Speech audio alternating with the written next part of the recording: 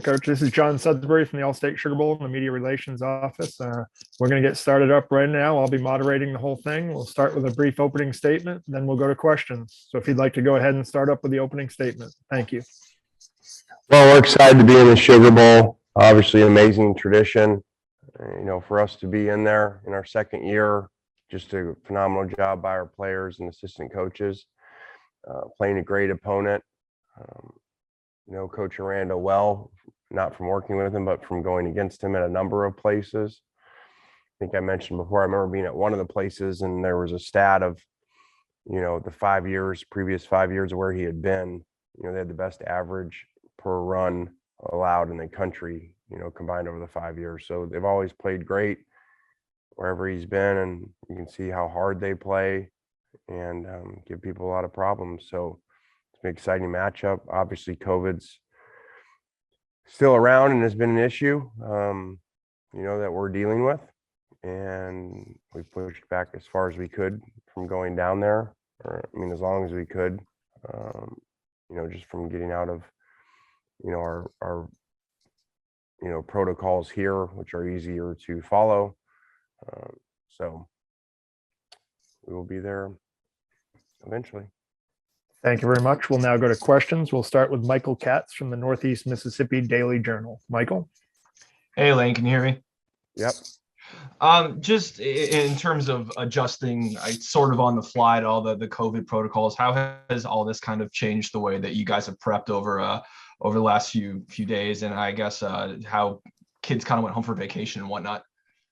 Yeah, we just got back last night, so we practiced this morning. That would have been no different. We came back at the same time as if we were going to New Orleans, so we would have been in New Orleans last night, practicing there this morning, just like we did. So none of the prep part has changed. We're just doing our stuff here instead of there. And that's not, really, actually, these players outside of transfers, none of them have been to a bowl game besides last year at the Outback, which was similar to this because of COVID, where we went a lot more close, where we went close to the game as opposed to a normal bowl week. Our next question is from John Sokoloff from WCBI TV in Columbus.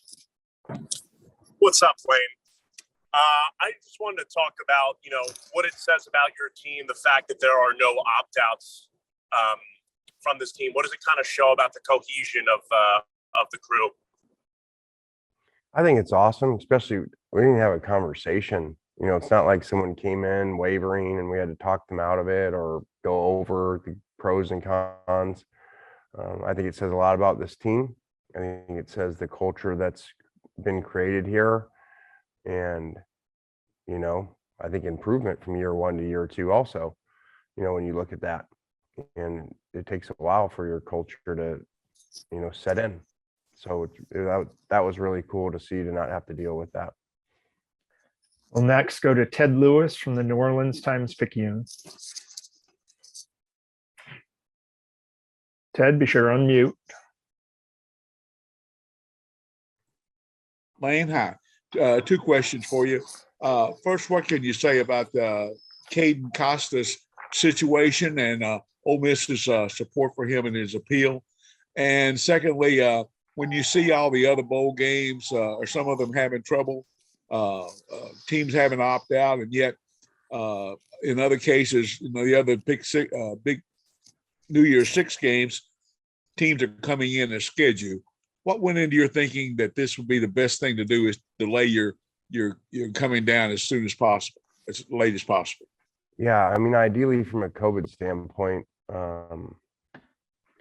we would come in like a road game, the night before, because that's just think about it.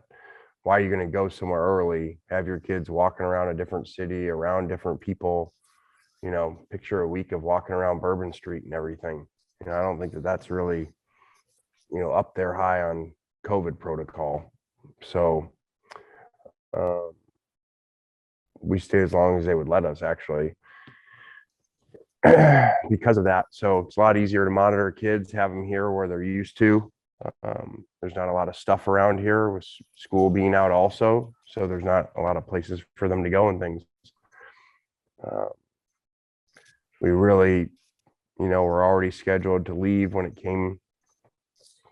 this came about, where they allowed us, actually literally as people were leaving here before the break is when they came out and said, with allowing us not to have to go as scheduled for teams.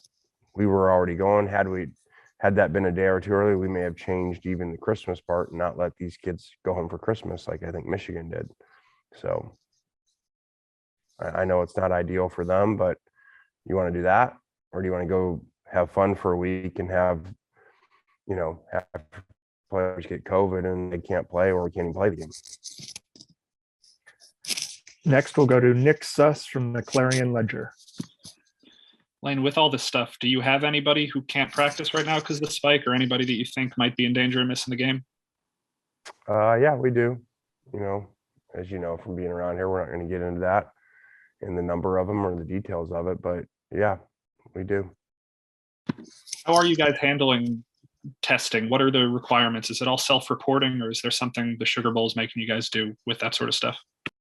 Yeah, I'm not getting into all that. But we're doing the best that we can to manage it. Our next question is from London Lawrence from the Daily Mississippian. Hi, Coach Kiffin. You have put a big emphasis on fans in the stands and how it affects the gameplay, and talking about fans staying in the stadium. What are you looking for out of the fans down in New Orleans? What are you expecting from the fans? Well, I hope to show up. I think you never know, especially in COVID, what's going to happen, and how many, even the ones at bottom, do they keep them? Do they have COVID issues in family? Do they sell them? So I don't think we're going to have any idea, about which side has more fans and how many actual fans are there, being a neutral site game and with all the COVID stuff going on. Next, we'll go to Jude Papillon from the Tulane Hullabaloo. Coach Kiffin, what does being invited to the Sugar Bowl say about the progress that you guys have made over the past few seasons? Like I said in the opening, it says a lot about our players, that in 2 short seasons with COVID shortening the first one and no spring that year, to be in the Sugar Bowl. And crazy enough, someone said the other day, what if you would have played good versus Auburn? Are there, I don't even know if it's even allowed, are there 3 SEC teams in the playoffs? Because we're sitting there at 11-1. I don't even know that rule, so I'm sure you guys do. So that's crazy to think that you're even that close, to that level in year 2. Just speaks a ton of the players and their performance. We'll go back to Michael Katz for a follow-up question.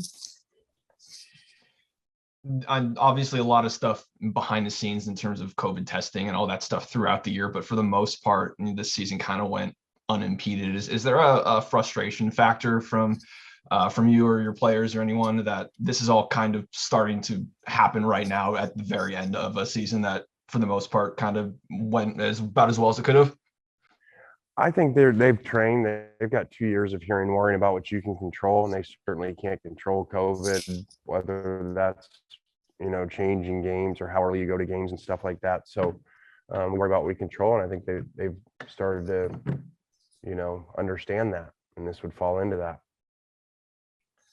We have a follow-up from Ted Lewis from the Times-Picayune.